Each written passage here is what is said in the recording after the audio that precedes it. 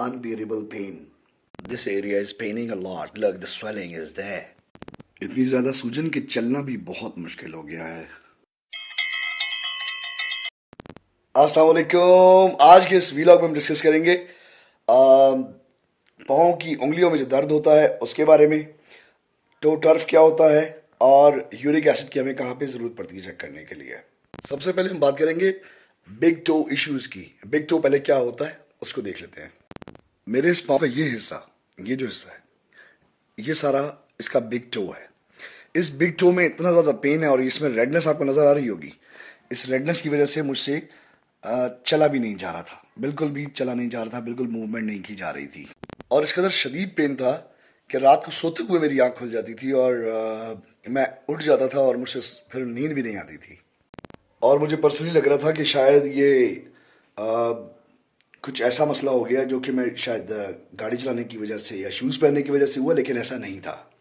मसला दर हकीकत था मसल की वजह से, मसल में कुछ इंजरी हो गई थी और वो कोर इशू था। और शुरू में इसको रिजॉल्व करने के लिए मैंने बहुत सारी मेडिसिन ली ताकि ये सॉर्ट आउट हो जाए और क्लियर हो जाए, लेकिन ऐसा हुआ नहीं। उस सिलसिले में जो सबसे पहली मेडिसिन मैंने ली वो थी वॉरेन। वॉरेन जो कि एक अच्छा पेन किलर है, लेकिन ये इसका कोर रेजोल्यूशन नहीं था इसके लिए। और वॉरेन मैंने एक आध दो दिन खाई, लेकिन उसके बाद जब रिजल्ट कोई नहीं आया तो मैं साथ में डीपी स्प्रे भी यूज़ करता रहा। डीपी स्प्रे के साथ साथ मैंने एक और मेरे पास इंग्लैंड से लाया हुआ स्प्रे था जो कि था ये हीट स्प्रे। मैंने हीट स्प्रे भी इस्तेमाल किया, लेकिन कोई आफाका ना हुआ। उसके बाद मैंने एक और मेडिसिन ली जिसका नाम था सिल्फ्लेक्स पेन किलर, लेकिन सिल्फ्लेक्स से भी मुझे कोई आफाका नहीं हुआ, कोई आराम नहीं हुआ।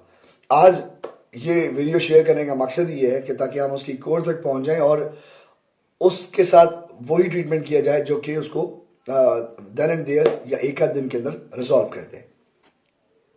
आप यकीन जाने मेरे इस पाँव का हाल ऐसा हो गया था कि मैंने शूज़ पहनना तक छोड़ दिए थे। और मैंने शूज़ पहनना छोड़ इस तरह दिए कि मैं ऑफिस भी शूज़ पहन के नहीं जा रहा था। इनफैक्ट मैं गाड़ी चलाता था तो मैं स्लीपर्स पहन के, और ऑफिस जाता था तो स्लीपर्स पहन के जा रहा था।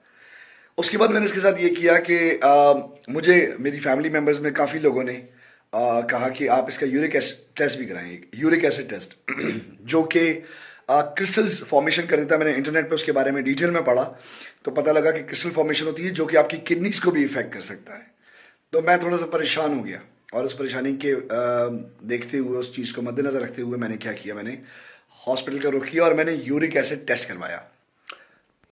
और अल्लाह तबारक व तआला ने बहुत अपना करम किया कि मेरी यूरिक एसिड की रिपोर्ट जो थी वो नेगेटिव आई, अल्हम्दुलिल्लाह। मैंने रात को तकरीबन 1:30-2 बजे अपने डॉक्टर से कंसल्ट किया और डॉक्टर ने मुझे जो मेडिसिन दी, मैं वो मेडिसिन आपको बताऊंगा और मैं आपको उसके रिजल्ट्स भी बताऊंगा। इस तरह मैं चल रहा हूँ अभी, ये चलना मेरे लिए महाल हो गया था। इनफैक्ट अब तो मैं भाग भी सक रहा हूँ। ये जो मूवमेंट थी मेरे पाँव की, ये वाली ये जो मूवमेंट थी, ये मूवमेंट काफ़ी डिस्टर्ब हो चुकी थी। इसको आप इस तरह देख सकते हैं। ये जो मूवमेंट थी, ये जो पाँव को ऊपर आना था, ये काफ़ी मुश्किल हो गया था। इसके लिए कुछ स्प्रेन की एक्सरसाइजेज भी थी, वो एक्सरसाइज भी मैं आपको बताऊंगा और उसके बारे में जिक्र करते हैं। इस पाँव का मैंने काफ़ी मसाज किया और करवाया भी, और वो एक जेल था पर्टिकुलर जो मैं बताऊंगा आपको। वो जेल था डाइक्लोराइन जेल। इस डाइक्लोराइन जेल से मैंने इसकी उस जगह पे जहाँ पे मुझे पेन होता था, जहाँ सीवियर पेन हुआ करता था, उस जगह पे मैंने इसकी मसाज करवाता था और अंटिल तब तक करवाता था जब तक वो एब्जॉर्ब नहीं हो जाता था। मुझे जो पेन था वो बेसिकली इस बॉल के अंदर, ये जो बॉल है इस बॉल एरिया में है, और ये जो एरिया है यहाँ पे, और ये जो फ्रंट पे एरिया आ रहा है इस जगह पे पेन होता था। रात में इनफैक्ट मेरे साथ ऐसा भी हुआ कि जब मैंने ब्लैंकेट को मैंने अपने ऊपर रोल ओवर किया और ब्लैंकेट जब इधर टच हुआ इस जगह पे, तो मुझे इस तदीन शिद्दत से पेन हुआ कि मेरी आँख खुल गई और मुझे दोबारा नींद भी नहीं आई काफ़ी देर तक। ये सब चीज़ें अपने डॉक्टर से डिस्कस करने के बाद जब मैंने उनको वीडियोस और अपने फ़ोटोज़ बताए, क्योंकि कल काफ़ी बिजी दिन था कराची में और आज भी इनफैक्ट आपको पता है पाकिस्तान पूरे में छुट्टी है, तो मैंने अपने डॉक्टर साहब से बात की तो उन्होंने मुझे एक मेडिसिन दी।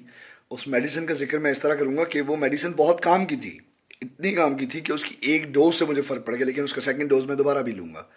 वो मेडिसिन क्या थी, क्या वो कोई जादू था कि बिल्कुल ही क्लियर हो गया मैं? वो मेडिसिन क्या थी उसका मैं आपको दिखाता हूँ। सेकंड, मैं इस बारे में एक और बात कहता चलूँगा कि यूरिक एसिड कराना एक तरह से सेटिस्फैक्ट्री था कि मुझे पता लग गया कि मेरा यूरिक एसिड जो है वो अपने कंट्रोल में है। तो आपको अल्लाह ना करे अगर यहाँ पे पेन होता है तो आप यूरिक एसिड लाजमी अपना टेस्ट करवाएं। बहुत ही चीप टेस्ट है, कोई इतना एक्सपेंसिव टेस्ट नहीं है, लेकिन आपकी सेहत से बढ़ के कुछ नहीं है। यूरिक एसिड का टेस्ट कराने के बाद जो मुझे मेडिसिन मैंने ली जिससे मुझे आफाका हुआ और जिससे मेरे सब कुछ क्योर हो गया, वो मेडिसिन क्या थी? वो मेडिसिन थी, ये थी वो मेडिसिन। इसका नाम है फ्रोबिन। और फ्रोबिन बहुत ही अच्छी मेडिसिन है और आप यकीन करें कि इससे मेरा, और ये है भी बड़ी रीज़नेबल सी, 100 mg की ये टैबलेट थी। और फ्रोबिन बेसिकली उसी जगह के स्प्रेन को आप देख सकते हैं लिखा हुआ है इसमें कि भाई ये एंटी रूमेटिक, एनाल्जेसिक और एंटी इन्फ्लेमेटरी है और बेहतरीन टैबलेट थी जिससे मुझे बहुत आफाका हुआ। इस मेडिसिन को मैं 100% रिकमेंड करूँगा।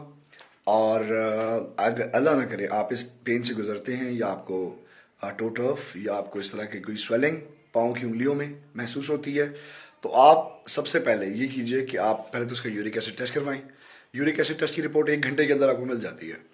वो टेस्ट रिपोर्ट कंडक्ट करने के बाद जो सेकंड आपने सबसे पहला काम करना है वो आपने यही करना है कि अगर आपकी रिपोर्ट इंशाल्लाह नेगेटिव आती है तो आपने उसके बाद जो मेडिसिन लेनी है वो फ्रोबिन है। फ्रोबिन अभी मैंने आपको दिखा भी दी। This is the best medicine to cure this big toe issues. और यकीन माने कि बहुत ही कोई भी बीमारी, अल्लाह ताला हमें बीमारियों से सेफ रखें, महफूज रखें, अपने हिफ्ज़-ओ-मान में रखें हम सबको। कोई भी बीमारी, कोई भी दर्द इंसान को बिठा देता है। तो मैं चाहूँगा कि मेरे भाई बहन अल्लाह पाक आपको सेहत अता फरमाएं और मुझे दुआ में याद रखें। थैंक यू सो मच, बहुत शुक्रिया। और अगर मेरे चैनल को आपने सब्सक्राइब नहीं किया है तो काइंडली सब्सक्राइब कर लीजिएगा। बहुत शुक्रिया। अस्सलाम वालेकुम वरहमतुल्लाहि वबरकातुहू।